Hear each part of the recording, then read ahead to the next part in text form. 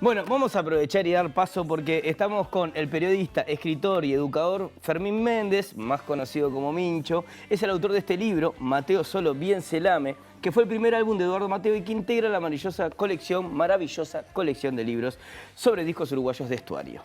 Bienvenido, Mincho. Muchísimas gracias por estar acá. Como le gusta a mi amigo Pablito, favor, siempre antes. a los invitados. No, a ustedes por la invitación. Muchas gracias. Por favor, un placer. Total. Y bueno, quería empezar la entrevista leyendo un fragmento del libro, bueno, en el que vos reflexionás un poco sobre lo que representó este disco, ¿no? De que muchísima gente dice que es el mejor disco de la música uruguaya. Y dice así: a Mateo Solo Bien Se Lame se lo pone en ese sitio por lo que representó y representa. Un manual de caminos, un disco homogéneo, pero musicalmente muy abierto, con cosas distintas que les mostraron posibilidades a músicos y músicas que vinieron después. Lo que se llama un disco influyente. Eso es lo imperecedero y por eso insisto que casi 50 años después seguimos hablando de Mateo. Lo curioso es que el disco, así como salió, no estaba en los planes de nadie. Y vos hablás de las primeras noticias de la aparición del primer disco de Mateo, Sí. y te dicen, por fin, un disco de Mateo, finalmente Claro. un disco de Mateo, que eso ya habla mucho de su personalidad, que también está dentro de este libro. Sí, Mateo ya tenía su trayectoria, ya era reconocido en el ambiente de los músicos sobre todo, no un músico popular, pero sí en el ambiente de los músicos. Bueno, había estado en el Quinto en realidad, Claro. que fue como su máxima exposición, por decirlo de alguna manera, pero no tenía disco propio.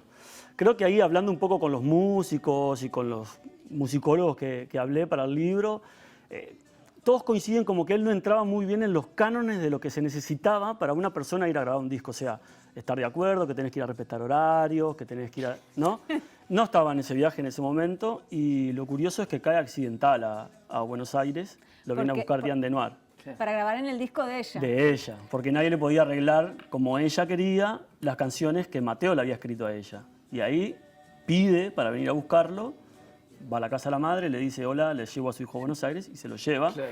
Y ahí Carlos Pires, que ya estaba allá, vio la oportunidad de oro y le dijo, bueno, es contigo. Quédate Ya se y conocían grabemos un Carlos Pires disco. y... Claro. Y ahí empieza a grabarse este disco que después se transforma, curiosamente, porque Mateo lo abandona la grabación, pero se transforma en un disco ícono en la música uruguaya, dicho por los mismos músicos, que me parece que ahí es donde está el legado en realidad, Claro, ¿no? totalmente. Claro. Quiero leerle los temas que tiene este disco. El que estamos escuchando, Yulelé, Quien te viera, qué macana, de nosotros dos, Niña, atrás de ti. Y en el lado B tenía ¿Por qué? Jacinta, La Mama Vieja, La Chola, Esa Cosa y De mi pueblo. O sea, No, es que parece Todos que, goles. pavada de Claro, temas. parece que ya Pavada fueron de grandes canciones. hits, ¿viste? Así Sí. como si el primer disco ya hubiera salido Sí. como si fueran grandes éxitos de una. Es tremendo. Los tocó todos solos, ¿no? Eso también Claro. hay que rescatarlo. Tocó todos los instrumentos solo, que no fueron muchos, pero los tocó solo, salvo una participación que hay de un coro del Quinto de Cantares, que aparece por ahí en escena porque estaba Horacio Molina. Horacio Molina lo conocía a Eduardo Mateo y lo iban a ver a Mateo, que estaba grabando ese disco en Buenos Aires. Lo iban a ver. Y justo cayó el Quinto de Cantares y Mateo le dijo, Quinto, como el grupo que yo tenía antes, ¿no quieren cantar? Y ahí ese Quinto hace una de las versiones espléndidas que tiene, que por mucho tiempo se sospechaba que él había había doblado las voces, pero eran muchas voces. Claro. Después Guilherme de Alerca Pintos pudo acceder a todos los caminos de la grabación, las pistas, digamos, y ahí, hablando con Carlos Piris, obviamente, dieron en cuenta de que había habido un coro. claro. Y aparte, Sí, sí. Piris grababa todo, porque dicen Todo. que Mateo no sé qué tocaba y decía, no, esto está mal, y lo borraba, esto Sí. no me gusta, y lo borraba. Claro. Y Piris decía, pero esto está buenísimo, y el tipo Claro. lo quiere borrar. Y lo dejaba grabado, no lo borraba nada, le decía que lo borraba y Claro, lo al guardó. principio le dijo que sí y borró, porque claro, Mateo estaba como en un viaje ahí de que la música que él hacía no lo representaba. Eso lo había dicho en una entrevista anterior, en un diario del Uruguay, y era verdad. Él sentía que no lo representaba. Entonces empezaba a grabar un tema, que se pondrían de acuerdo qué tema era, y decía, no, este tema no, borralo, Piris. Y Piris Qué iba y lance, borraba. como dice. Que lance. Bueno, eso lo debe haber dicho 700 veces, ¿no? Hasta que en un momento, claro, Piris se dio cuenta que para lo que para Mateo era una porquería, para el resto de los mortales, todos nosotros, era una maravilla. Entonces, bueno, ahí éticamente uno podría dudar qué sucedió, pero le dijo, sí, Mateo, tranquilo. Y empezó a grabar todo. Y Mateo después abandona la grabación, se vuelve a Montevideo y se desentiende de lo que sucedía. Y lo más curioso de todo es que uno podría creer que cuando venían a darle el disco, no sé, no le hubiera gustado. Sin embargo, le pareció una maravilla. Claro. De algo que él no tenía ni idea Sí, que... no, O sea, no. él Menos sabía mal que cuáles terminaron canciones. el disco, ¿no? Sí, claro, Que claro, Piris claro. agarró esas grabaciones y las terminó. Sí, sí, sí, porque lo que recién leías, ¿no? Si eso abrió todos los caminos que después pueden citar Cabrera, Jaime, Fatoruso, Sí, sí. Mandrake y los gurises más jóvenes, Toto Yulelé, bueno, se hubiera perdido. Pero hasta las transiciones de pasar de los Shaker a Opa, o sea, de repente en grandes músicos como que tuvo hasta ese tipo de influencias, ¿no? Fuertes. Mincho, me interesa ahora, me interesa cómo te metiste en este baile. Sí. Este hermoso baile. Bailando. Pero ¿cómo te llegó? ¿Es algo que te lo propones? ¿Es una propuesta que te... ¿Cómo se armó todo este proyecto? No, el ofrecimiento vino de parte de Estuario. Yo había hecho una contratapa en La Diaria que cruzaba unas ideas ahí con Marcelo Helen, un periodista de periodistas, y con algunas ideas de Eduardo Mateo. Y Martín Fernández la vio y me dijo si quería hacer un libro para la colección de Estuario, que eligiera el disco de Mateo que quisiera. Y bueno, y yo soy laburante y mi oficio es escribir, Claro, entonces y ya está. dije que sí. Bien. Después tuve dudas, pero dije que sí. ¿Por qué dudaste? Y bueno, porque me parecía como demasiado grande el tema, ¿no? Eduardo Mateo, a veces un poco rodeado de mucha solemnidad, ¿no? Claro. Su nombre, más allá que después en la corta con los músicos esa solemnidad no existe, es como un imaginario, digamos. Entonces me pareció como muy pesado el tema de escribirlo. Claro. Y encima había elegido este disco, que después sale el mejor disco de la música, de la historia de la música 2020 uruguaya. fue, ¿no? Otra mochila, Sí, claro. claro. Fue otra mochila. Y bueno, y ahí apelé a las herramientas del periodismo, a investigar, a conversar con los que lo conocieron. Claro. Y se fue construyendo de a poco. Tuvieron mucha incidencia varios músicos con los que conversé, que sobre todo me daban pie para seguir tratando de descubrir qué faltaba de Mateo, más allá de la gran obra que puede ser Razones Locas y lo que se sabe del boca a boca de sus compadres de antes, Claro. ¿no? Entonces, bueno, ahí dije, me animé y en un momento le encontré el ritmo. Sí, sí. ¿Qué fue en ese ritmo que fuiste encontrando? ¿Qué novedades o qué cosas te fuiste topando Y en el maravillas. camino? Las maravillas de... Claro, porque el libro básicamente tiene dos caminos. Uno que es la construcción, cómo fue la construcción del disco, que es él en Buenos Aires, esto que hablábamos recién, y después un poco entrar en el mundo de cada canción, Claro. ¿no? De las 13 canciones. Y la otra, que es una parte un poco autorreferencial, pero que en realidad no me interesa tanto, que era tratar de demostrar cómo las canciones están en nosotros, en los lugares que nos acompañan, porque uno las elige, digamos, ¿no?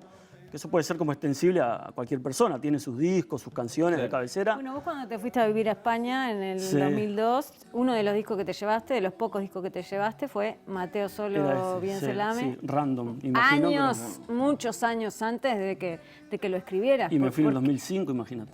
qué te llevaste? 15. ¿Por qué te llevaste ese? Y bueno, me imagino que debo haber elegido random seguro. O sea, mi memoria Claro. me traiciona un poco, pero también creo que lo debo haber elegido porque, bueno, era ese, y así como me llevé los de Cumbia y los de Jaime Ross y los de No te va a gustar, que recién salía. Claro, representativo, ¿no? Así Claro. que tiene una Y gama los de otros de colores. Momo, como por si me faltaba un poco de sabor, y dije, me voy a llevar todo porque no sé qué viene acá. Claro. Y ahí fue Mateo Solo Bien Selame. Y después lo que vos me decías, Pablo, es el mundo de las canciones me maravilló. O sea, y aparte de cada canción, cómo cada músico te puede decir cosas distintas, habla todavía de la grandeza de la obra. Claro. Porque ya pasaron 50 años, ¿no? Y insisto con eso porque podríamos estar aburridos de hablar de esas canciones. Y sin embargo, lo que vio Mandrake, ponele, lo vio distinto Jaime, o Diego Azar lo vio de otra manera, y Cabrera de otra, y Hugo de otra, y el Negro Rada de otra. Entonces me parece maravilloso eso que hay adentro, ¿no? Sí, hay una cosa ahí con la noción del tiempo, ¿no? Porque está como...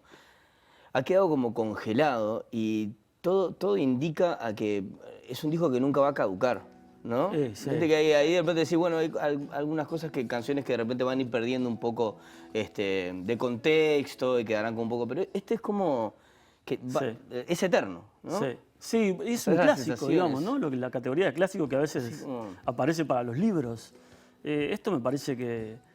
Porque vos entrevistás a gurises que ahora tienen 25 años y te dicen, mi disco de referencia es Mateo Solo Bien Selame, o sea, que fue grabado hace 50 años, o sea, la mitad de la vida, ni siquiera estaban los planes de ninguno de sus padres o de sus madres, esos chiquilines. Es maravilloso encontrar que eso está ahí, porque esos chiquilines llegaron ahí por la música. Claro. No lo conocían, no sabían quién era, no lo cruzaron. Bueno, y Lo escucharon. Y Mateo siempre es un artista, además de los que nos gusta mostrar, mismo cuando vienen músicos de otros lados y todo, que se llevan lo un primero disco. que le O los mostrás. gringos. Yo recuerdo Beck, que se iba del show con el Danilo le había regalado un libro, un disco, no me recuerdo cuál. Pero está, viste, como de referencia, y decir, vos, este disco, estamos seguros que te va a partir la cabeza. Claro, y era ese.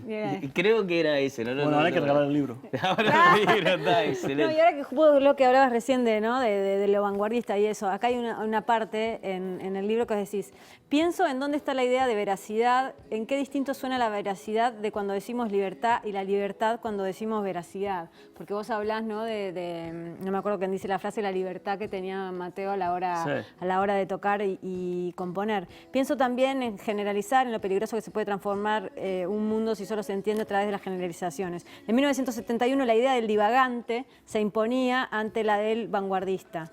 En 2021, ¿qué? ¿Necesitamos más vanguardistas sin ofender a nadie? Sí. Esa pregunta Es brillante. me quedó ahí. Sí. Y yo creo que necesitamos más vanguardistas, ¿no? Claro. En todas las aristas del arte, me parece que son fundamentales. Más allá de que nos pueda gustar o no, se necesitan las vanguardias, porque son rupturistas de alguna manera, ¿no? Y a mí me parece que Mateo calza bien ahí en su época, más allá de que no sé si era considerado vanguardia, porque él tenía un deseo de la música por la música, creo, ¿no? Eso era lo que lo movía a él. Por eso no puede haber, dijera Fernando Cabrera, una continuidad de su escuela. Claro. Es imposible, pero lo que sí Mateo pudo transmitir es la influencia por el laburo de él. O sea, decir, esto se podía hacer. Bueno, entonces yo capaz que puedo encontrar otra cosa. Y ensanchó el pentagrama, me parece, para los demás, ¿no? Porque vieron cosas que decían, mirá cómo hizo esto. O sea, así que se puede bajar los tonos de las canciones para hacer una bossa nova. Qué raro. Total. Y sin embargo lo hizo, se la jugó, sus buenas críticas debe haber tenido, y hoy lo estamos reivindicando. Capaz que hubiera estado bueno que hubiera sido antes, ¿no? Pero Total, pero bueno. de alguna manera yo creo que su círculo Llegó. íntimo... Sí, llegó. lo tuvieron claro. Sí, Llegó llegó. capaz Sin en lo duda. popular, pero Sí. en el íntimo Y fue seguro. sobre la muerte de Mateo, ¿no? Que el corto Buscaglia dijo lo de... Sí, que sponsor la muerte. Que sponsor la muerte. Sí, sí, claro. Otra Sí, frase. lamentablemente. En cierto sentido y por suerte en otro, ¿no? Total. Totalmente. Mincho. Queda, o sea, muchísimo para hablar y para compartir. Recomendamos, bueno, después le está. gracias, Acá gracias. Súper recomendamos este libro que Sí. habla de Mateo, pero también reflexiona sobre el arte, sobre la música, sobre la creación, sobre otros conceptos humanos, bueno, como el tema de la libertad, que ahí nos queda un poco en el tintero. Y bueno, muchísimas gracias. No, a ustedes. Demasiado. A Muchas por otro en gracias, breve. querido. La Muchas gracias verdad, por la muchas gracias invitación. por venir.